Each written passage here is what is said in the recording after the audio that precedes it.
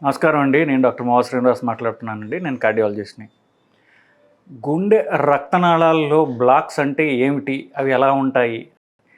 అది మీకు ఇవాళ చూపిద్దాం.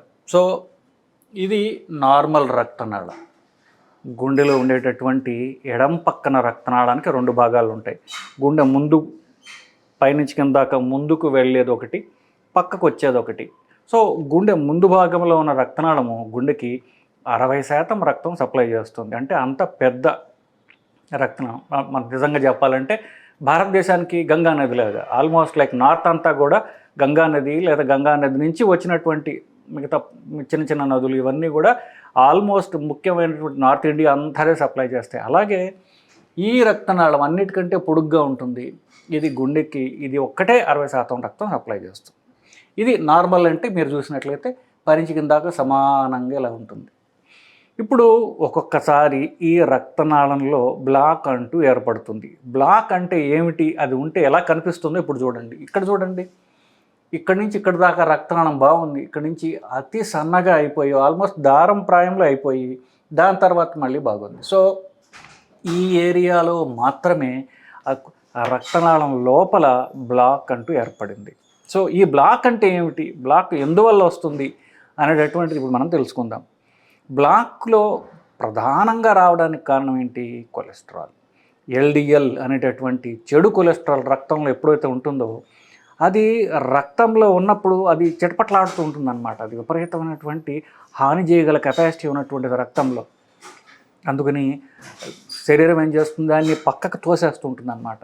సో పక్కకు తోసేస్తే ఏమవుతుంది? అది రక్తనాళంలో ఉన్నటువంటి గోడ లోపలికి మెల్లగా కొద్ది కొద్దిగా చేరిపోతూ ఉంటుంది. పూర్వకాలము శరీరంలో వేడి చేసింది అంటుంటారు, అంటే నవ్వుకునే వాళ్ళం. కానీ ఇది ఎంత హానికరమైందని శరీరానికి తెలుసు అంటే దాన్ని ఈ కొలెస్ట్రాల్ని మెల్లగా రక్తనాళం లోపలికి తోసేస్తూ ఉంటుంది. ఇంకోటి కూడా ఎగ్జాంపుల్ ఇవ్వచ్చు మీకు. మీరు ఒక గ్లాస్లో స్టిల్గా పెట్టి నీళ్లు పోసి ఆ నీటిపైన ఒక చుక్క నెయ్యి కానీ నూనె కానీ వేశారనుకోండి, ఏమవుతుంది? అది చిన్న గ్లోబ్యూల్స్ లాగా అయిపోతుంది. కొంతసేపటికి అదంతా గోడకి పట్టేస్తుంది. అలాగనే రక్తంలో ఉన్నటువంటి కొవ్వు ఆయిల్ ఏదైతే ఉందో ఎల్డిఎల్ అనేటటువంటి ఆయిల్ గోడలకు పట్టేస్తుంది అనమాట. ఆ గోడలకు పట్టేయడం వల్ల అది దానిలో రక్త ప్రవాహం ఏదైతే ఉందో ఆ బ్లాక్ మధ్యలోంచి పోవాలి. ఇప్పుడు మామూలు ఒక నది ఉన్నది, అది కొండల్లో ఎలా వెళ్తుంది? అలాగే మామూలు ఈ ప్లేన్స్లో ఎట్లా వెళ్తుంది చూడండి. ప్లేన్స్లో చక్కగా ఫ్రీగా వెళ్తుంది. అదే కొండల్లో అనుకోండి బండల మధ్య నుంచి పోవాలి అది. సో అది రక్త ప్రవాహం ఎదుగుతుంది, సన్నబడుతుంది అది. కానీ నది పెద్దదే, ప్రవాహం సన్నది అయిపోయినందుకు అది ప్రవహించడానికి బ్లాక్స్ ఉన్నాయి కాబట్టి. సో ఈ రక్తనాళం ఇంత పెద్దదే, కానీ ఈ పైన నుంచి కింద నుంచి బ్లాక్స్ రావడం వల్ల అది రక్త ప్రవాహం బాగా సన్నబడిపోయింది. సో ఇది బ్లాక్ అంటే ఇట్లా కనిపిస్తుంది. ఎప్పుడు ఇట్లా ఇది యాంజియోగ్రామ్. యాంజియోగ్రామ్లో ఈ రక్త ప్రవాహం ఇట్లా సన్నబడినట్టుగా మీకు కనిపిస్తుంది. దీనికి కారణాలు ఏమిటి? రక్తనాళంలో బ్లాక్స్కి కారణాలైనటువంటివి ఏమిటి అని చూసినట్లయితే మొదటగా ఎల్డిఎల్ అనేటటువంటి చెడు కొలెస్ట్రాలు, అది ప్రధానమైనటువంటిది. రెండవది ఏమిటి? ఈ రక్త ప్రవాహంలోంచి కొలెస్ట్రాల్ శరీరాన్ని డ్యామేజ్ చేస్తుంది అని తెలిసి దాన్ని రిపేర్ చేయడానికి వచ్చినటువంటి కొన్ని తెల్ల కణాలు ఈ కొలెస్ట్రాల్ పక్కనే ఉండేవి. మూడోది ఏంటి? ఇది కొంతకాలం కొన్ని ఏళ్ళు జరగ్గా మెల్లగా ఈ ఎక్కడైతే కొలెస్ట్రాల్ ఉందో అక్కడ రాయిలాగా తయారవుతుంది, అది గట్టిపడిపోతుంది. సో మీరు వెన్న తీసుకోండి, టేబుల్ మీద పెట్టండి, మెల్లగా కరిగిపోతుంది. అదే వెన్న తీసి ఫ్రిడ్జ్లో పెట్టండి, అంత మృదువైన మెత్తని వెన్న గట్టిగా రాయిలాగా తయారవుతుంది. సో అదే కొలెస్ట్రాల్ కాల్షియం బట్టి ఒక కాల్షియం రాయిలాగా మారుతుంది. అప్పుడు మనం క్లీన్ చేయడం కూడా కష్టం, అంత గట్టిపడిపోతుంది రక్తనాళం. సో కొలెస్ట్రాల్ రక్తనాళంలో ఎక్కువ కాలం ఉన్నట్లయితే అది గట్టిపడి రాయిలాగా తయారవుతుంది, దానికి కాల్షియం పట్టేస్తుంది.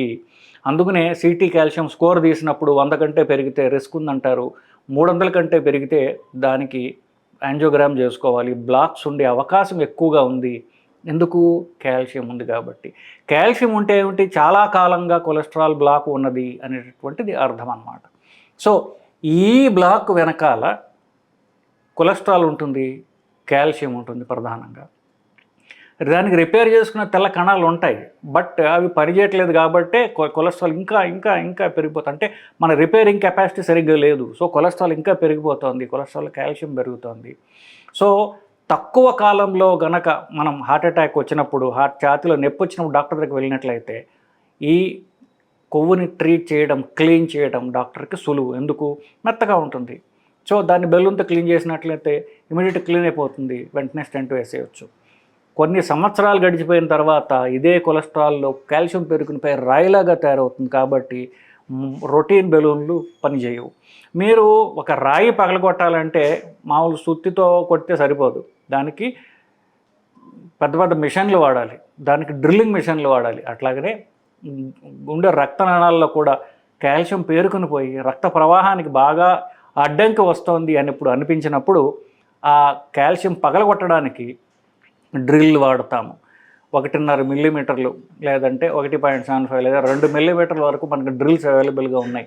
దాన్ని రొటేషనల్ అబ్లేషన్, కాల్షియం అబ్లేషన్ అంటారు, రోటాబ్లేషన్ అంటారు. వాటిని మనం చేస్తున్నాం, చాలా వీడియోలు కూడా చేశాను నేను. సో అది చేయడం ద్వారా రక్తనాళ కాల్షియం క్లీన్ చేసి అప్పుడు దానికి స్టెంట్ వేయాల్సినటువంటి అవసరం పడుతుంది.